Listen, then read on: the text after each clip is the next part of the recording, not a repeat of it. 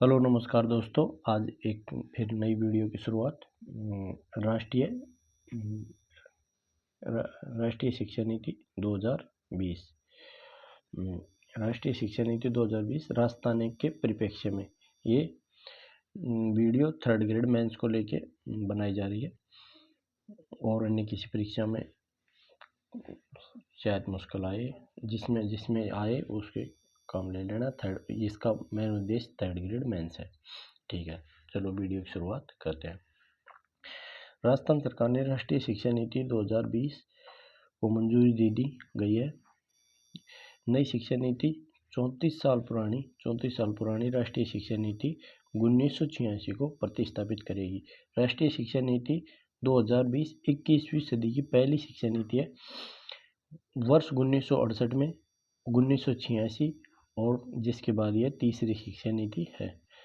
प्रथम आई 1968 में और दूसरी आई है 1986 में और तीसरी ये 2020 में, जो कि 34 साल बाद में आई है। ठीक है, राष्ट्रीय शिक्षा नीति के तहत केंद्र एवं राज्य सरकार के सहयोग से शिक्षा के क्षेत्र में देश की जीडीपी का 6% हिस्से के बराबर निवेश करने का लक्ष्य रखा गया है। ये बात ध्यान रखना। ठीक है, आगे चलते हैं। देश की जीडीपी का 6% रखा जाएगा। राष्ट्रीय शिक्षा नीति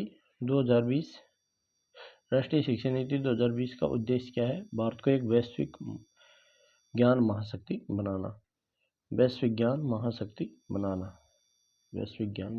बनाना।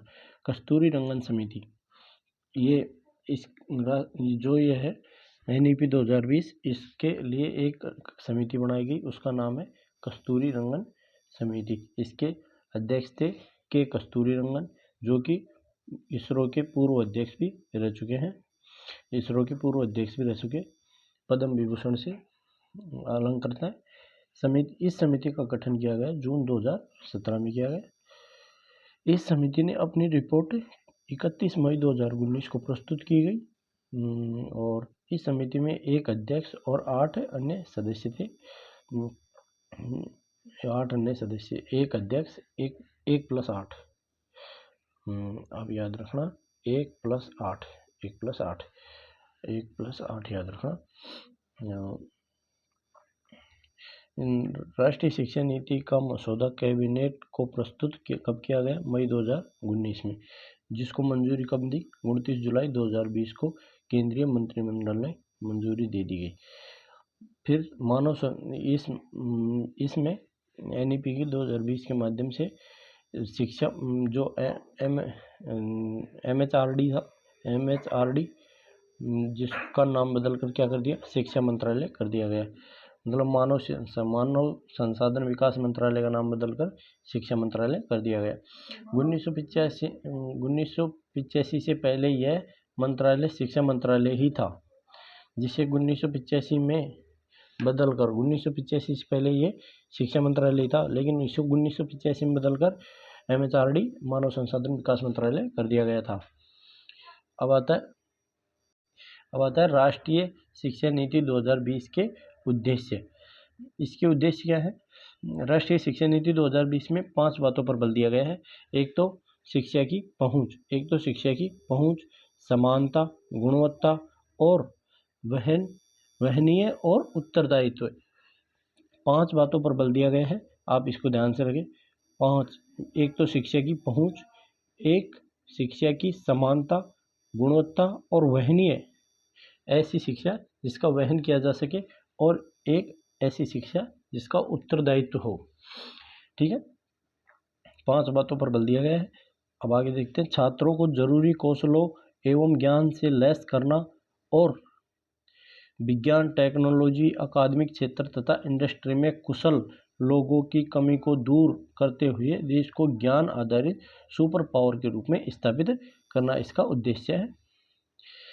अन्य मुख्य उद्देश्य इसका महाशक्ति के रूप में उभरना है। राष्ट्रीय शिक्षा नीति में रचनात्मक सोच, तार्किक निर्णय और नवाचार की भावना को प्रोत्साहित करना है। भाषाई बाध्यता को दूर करने, दिव्यांग छात्रों के लिए शिक्षा को सुगम बनाने के लिए तकनीकों के प्रयोग को बढ़ावा देना है। ठीक है। स्कूली शिक्षा में सुधार। नई शिक्षा नीति में वर्तमान में 10+2 शैक्षिक मॉडल के स्थान पर शैक्षिक ये मॉडल अपनाया जाएगा। 5+3+3+4 ये मॉडल अपनाया जाएगा। पहले था 10+2, पहले ये मॉडल था, जिसके स्थान पर ये मॉडल अपनाया जाएगा। ठीक है।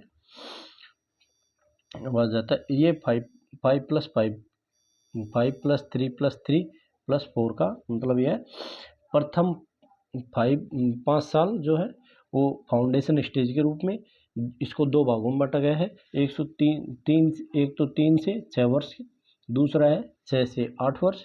जो 3 से 6 वर्ष वाला है वो आंगनबाड़ी, और जो 6 से 8 वर्ष वाला है वो प्री प्राइमरी यानी नर्सरी। और फिर 3 साल की वो प्राथमिक शिक्षा, जिसे 8 से 11 वर्ष के बच्चों के लिए है, कक्षा 3 से 5 तक। फिर मध्यम स्तर है जो कि 11 से 14 वर्ष के बच्चों के लिए, कक्षा 6 से 8 के बच्चों के लिए। और फिर है अंतिम स्तर, इसमें 14 से 18 वर्ष के बच्चे और कक्षा 9 से 12 तक के बच्चे इसमें आएंगे। इस प्रकार इसे 5+3+3+4 में फॉर्मेट के रूप में बांटा गया है। चलो आगे। उच्चतर शिक्षा संस्थानों को उच्च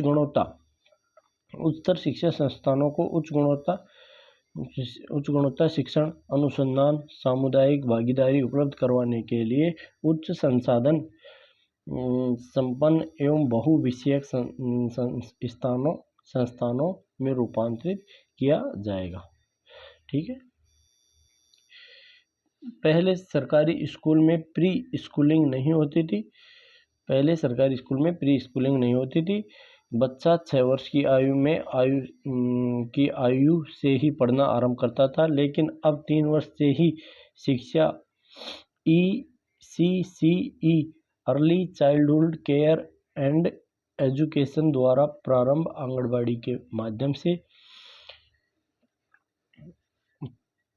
पहले कक्षा 11 से विषय चुन सकते थे। अब छात्रों को कक्षा 9 से विषय चुनने की आज़ादी रहेगी। कक्षा 9 से 12 की पढ़ाई में किसी विषय के प्रति गहरी समझ तथा बच्चे की विश्लेषणात्मक क्षमता को बढ़ाकर जीवन में बड़े लक्ष्य निर्धारित करने के लिए प्रेरित किया जाएगा।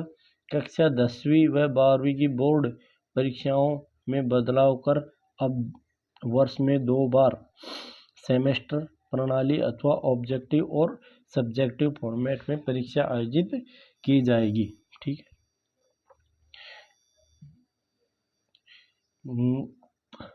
नई शिक्षा नीति के तहत मिड डे मील के साथ साथ नाश्ता देने की भी बात कही गई है। सुबह के समय पोषक नाश्ता अधिक मेहनत करने वाले विषयों की पढ़ाई में लाभकारी हो सकता है।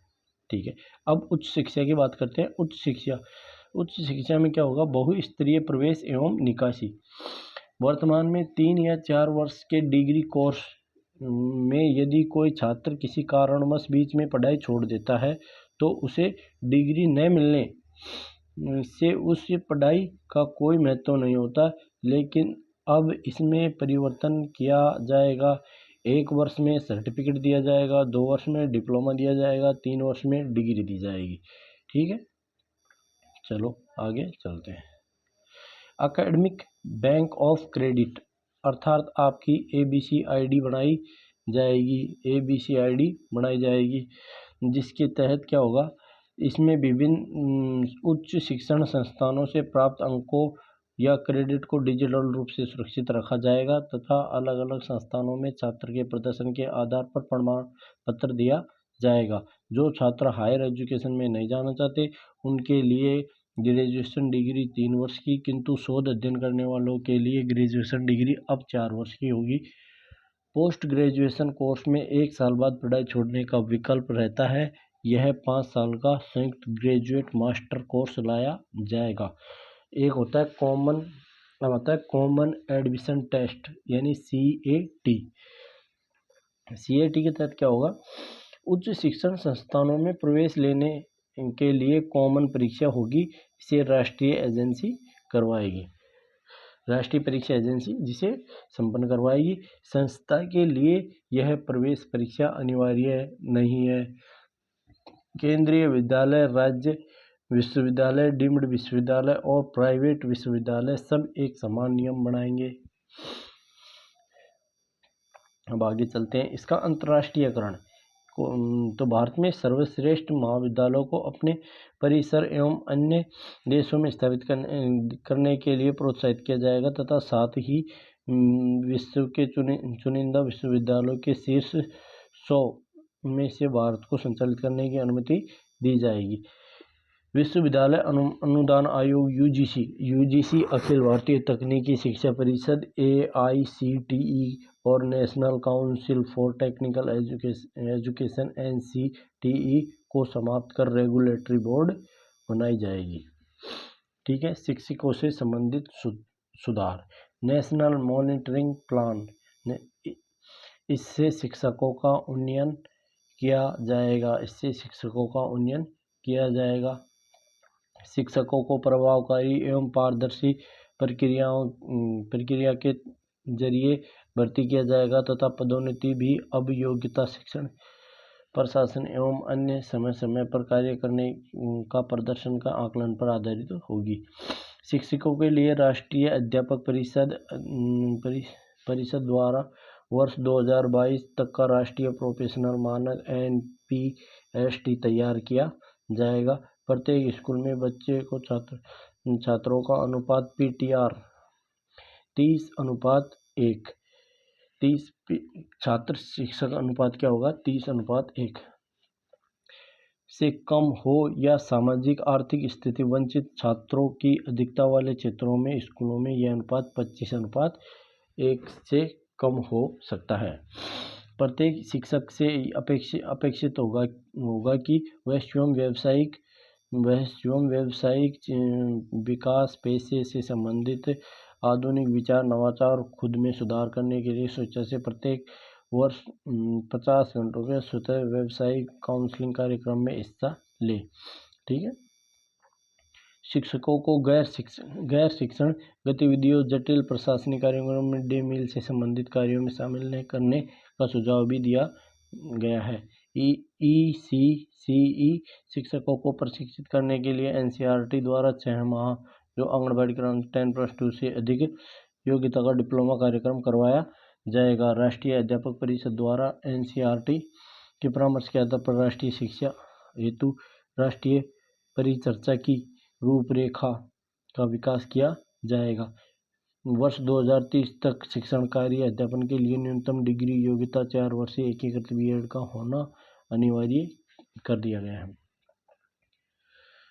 ठीक है। अब चलो आगे चलते हैं। संविदा शिक्षक रखने के बजाय नियमित शिक्षक रखने की प्रक्रिया पर जोर दिया गया है।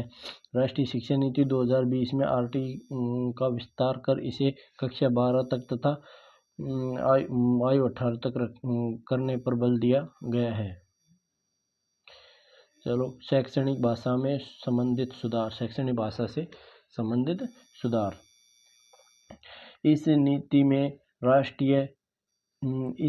में भारतीय भाषाओं को पढ़ने के महत्व से रेखांकित किया गया है। इसमें 3 भाषा फार्मूला यानी हिंदी, अंग्रेजी और स्थानीय भाषाओं में पढ़ाई करवाई जाएगी। राष्ट्रीय शिक्षा नीति 2020 के तहत कक्षा 5 तक की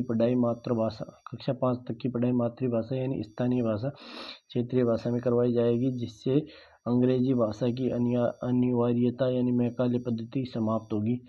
स्कूली और उच्च शिक्षा में छात्रों के लिए संस्कृत और अन्य प्राचीन भाषाओं का विकल्प उपलब्ध होगा, परंतु किसी भी छात्र पर भाषा के चुनाव को थोपा नहीं जाएगा। पाठ्यक्रम क्षेत्रीय भाषाओं में विकसित किए जाएंगे। वर्चुअल लैब विकसित की जा रही है और राष्ट्रीय शैक्षिक टेक्नोलॉजी फोरम NETE बनाया जा रहा है। बाधित छात्रों के लिए बधिर छात्रों के लिए राष्ट्रीय और राज्य स्तर पर पाठ्य सामग्री विकसित की जाएगी तथा भारतीय संकेत भाषा ISL को पूरे देश में मानकीकृत किया जाएगा। ठीक है। कक्षा 6 से वोकेशनल कोर्स शुरू किए जाएंगे। इसके तहत इच्छुक छात्रों को 6ठी कक्षा के बाद ही इंटर्नशिप करवाई जाएगी। कक्षा 9 से विद्यार्थी को विदेशी भाषाओं को सीखने का विकल्प मिलेगा। भारतीय भाषाओं के संरक्षण और विकास के लिए भारतीय अनुवाद एवं व्याख्या संस्थान या फारसी और पाली प्राकृत भाषाओं के लिए राष्ट्रीय संस्थान स्थापित किया जाएगा। भारतीय उच्च शिक्षा आयोग क्या है? भारतीय उच्च शिक्षा आयोग को संपूर्ण उच्च शिक्षा के लिए सर्वोच्च निकाय के रूप में गठित किया जाएगा। इसमें मेडिकल और कानूनी शिक्षा को शामिल नहीं किया जाएगा। वर्ष 2040 तक सभी वर्तमान उच्चतर शिक्षा संस्थानों का उद्देश्य अपने आप को बहुविषयक संस्थानों के रूप में स्थापित करना होगा। वर्ष 2030 तक प्रत्येक जिले में या उसके समीप कम से कम एक बड़ा बहुविषयक उच्चतर संस्थान स्थापित किया जाएगा। भारतीय उच्च शिक्षा आयोग के कार्यों को प्रभावी एवं पारदर्शिता निष्पादन के लिए 4 संस्थान निकायों का निर्धारण किया जाएगा। प्रथम है राष्ट्रीय उच्चतम शिक्षा नियामक, इसका काम होगा विनियमन हेतु। और दूसरा है सामान्य शिक्षा परिषद, इसका काम है मानक निर्धारण का। और उच्चतर शिक्षा अनुदान परिषद यानी वित्त पोषण का काम करेगी। और राष्ट्रीय प्रत्यानयन परिषद क्या करेगी? प्रत्यानयन का कार्य करेगी। ठीक है। और अनुसंधान की नई शिक्षा नीति में MPhil को समाप्त किया जाएगा। MPhil जो डिग्री है उसको समाप्त किया जाएगा। PhD के लिए 4 वर्षीय ग्रेजुएशन फिर MA, उसके बाद MPhil की अनिवार्यता समाप्त कर दी गई है। यानी PhD के लिए 4 वर्षीय ग्रेजुएशन फिर MPhil के बाद MPhil या उसके बाद MPhil की अनिवार्यता जो है समाप्त हो गई है। राष्ट्रीय अनुसंधान फाउंडेशन NRF राष्ट्र में गुणवत्तापूर्ण अनुसंधान को सही रूप से उत्प्रेरित और विकसित करने के लिए तथा सभी प्रकार के वैज्ञानिक तथा सामाजिक अनुसंधानों पर नियंत्रण रखने के लिए NRF का गठन किया गया। स्कॉलरशिप पोर्टल व खुला विद्यालय योजना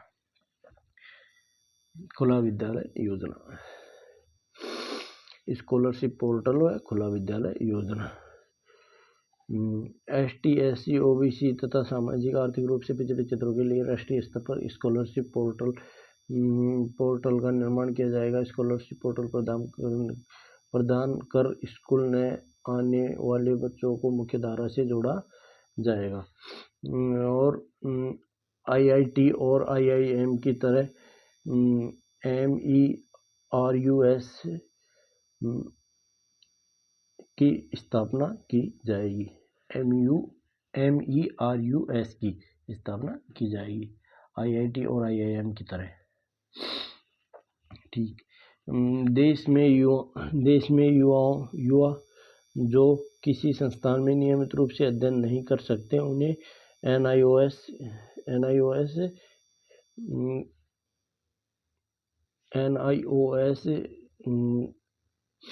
और राज्यों के ओपन स्कूलों द्वारा चलाए जा रही ODL कार्यक्रम से जोड़कर पढ़ाया जाएगा। देश के जो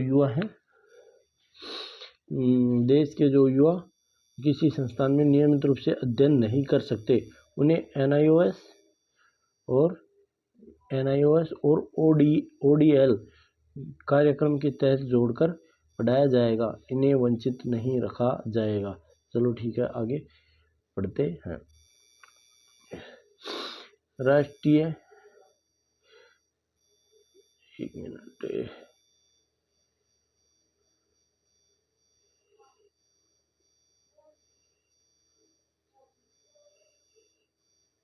ये पढ़ लिया।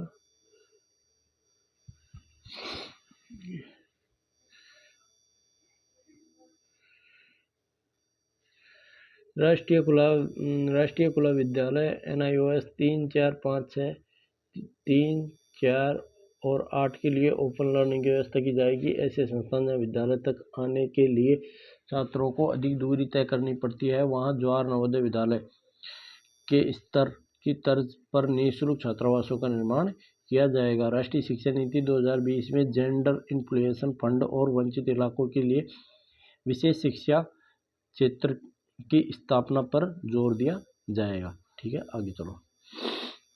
परीक्षण एवं मूल्यांकन के लिए क्या किया गया है सरकार द्वारा NEP 2020 में? चलो इसको भी देख लेते हैं। 10वीं और 12वीं कक्षा के बोर्ड परीक्षाएं जारी रहेंगी। बोर्ड और प्रवेश परीक्षाओं की मौजूदा प्रणाली में सुधार किया जाएगा। छात्र परीक्षा देने के लिए अपने विषयों में से कई विषय चुन सकते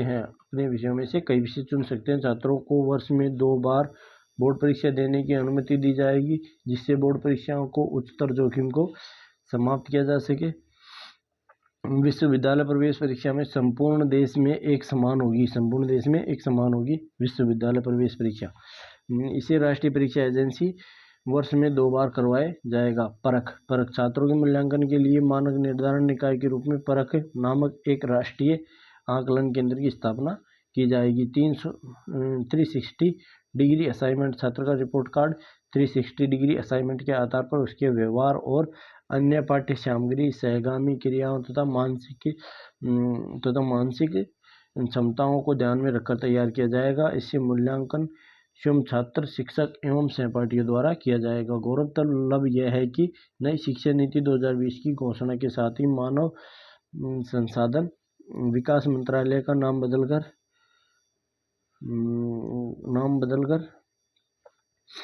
मानव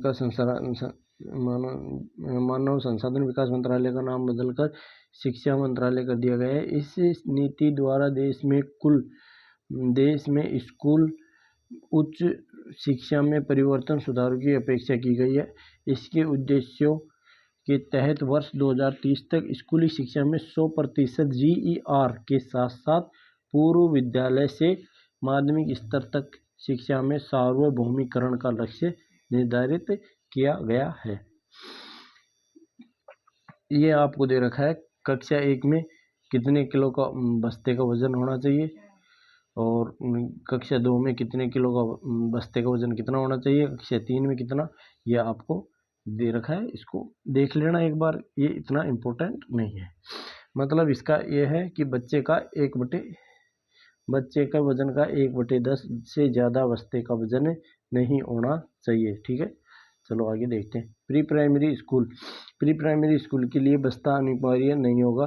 कक्षा 10वीं तक का बस्ता विद्यार्थी के वजन का 1/10% से ज़्यादा नहीं होना चाहिए। स्कूल के बस्ते में वजन जांचने के लिए डिजिटल मशीन लगवाना अनिवार्य होगा। 1 से 12 तक के विद्यार्थियों को महीने में 10 दिन बस्ता स्कूल में नहीं लाना होगा। कक्षा 1 से 2 के विद्यार्थियों को क्लास वर्क के लिए 1 नोटबुक रखनी होगी। कक्षा 3 से 5 के विद्यार्थियों के लिए 2 नोटबुक रखनी होगी। कक्षा 6 से 8 के विद्यार्थियों को क्लास वर्क के लिए खुली फाइल यानी कागज रखने होंगे। स्कूलों को मिड डे मील, पेयजल एवं बुक बैंक भी रखना होगा, जिससे बस्ते का वजन कम हो सकेगा। ठीक है, चलो आगे चलते हैं। अब आगे क्वेश्चन आंसर इनको हल करते हैं। ठीक है, राष्ट्रीय शिक्षा नीति 2020 को लागू करने वाला पहला राज्य कौन सा था? कर्नाटक। ठीक है, आगे चलो। और राष्ट्रीय शिक्षा नीति 2020 का उद्देश्य क्या है? भारत को वैश्विक ज्ञान महाशक्ति बनाना। चलो आगे चलते हैं। राष्ट्रीय शिक्षा नीति 2020 के अनुसार देश की कुल GDP का कितने प्रतिशत हिस्सा शिक्षा पर निवेश करना है?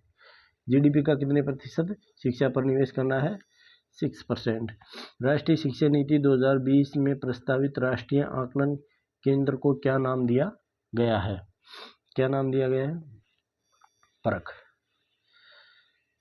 चलो आगे चलते हैं। राष्ट्रीय शिक्षा नीति 2020 का मसौदा तैयार करने के लिए किस समिति का गठन किया गया है? के कस्तूरी रंगन समिति। राष्ट्रीय शिक्षा नीति 2020 में किस प्रारूप में है? 3+3 नहीं, ये नहीं है, ये है 5+3+3+4, ये है। ठीक है, अब आगे चलते हैं थोड़ा। राष्ट्रीय शिक्षा नीति 2020 को केंद्रीय कैबिनेट ने मंजूरी प्रदान की। कब दी मंजूरी प्रदान की गई? 29 जुलाई 2021 को। नहीं, 29 जुलाई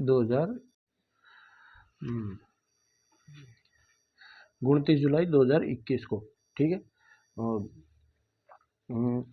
अब आएगा क्या नाम, राष्ट्रीय शिक्षा नीति 2020 में किस, नहीं ये छोड़ गया ना अपना। राष्ट्रीय शिक्षा नीति 2020 में सामान्य अध्यापक विद्यार्थी अनुपात क्या निर्धारित किया गया है? 1:30। और राष्ट्रीय शिक्षा नीति 2020 में किस वर्ष तक स्कूली शिक्षा में 100% GER के साथ पूर्व विद्यालय से माध्यमिक स्तर तक शिक्षा के सार्वभौमिकरण का लक्ष्य निर्धारित किया गया है? वर्ष 2030 तक, ठीक है। चलो देखते हैं। राष्ट्रीय शिक्षा नीति 2020 के अनुसार किस कक्षा तक बस्ता अनिवार्य नहीं होगा? किस कक्षा तक नहीं होगा? प्री प्राइमरी तक नहीं होगा। राष्ट्रीय शिक्षा नीति 2020 में मानव संसाधन विकास मंत्रालय का नाम बदलकर MHRD का नाम बदलकर क्या कर दिया गया है? शिक्षा मंत्रालय कर दिया गया है, ठीक है। कंप्लीट चैप्टर है NEP का, ठीक है। धन्यवाद।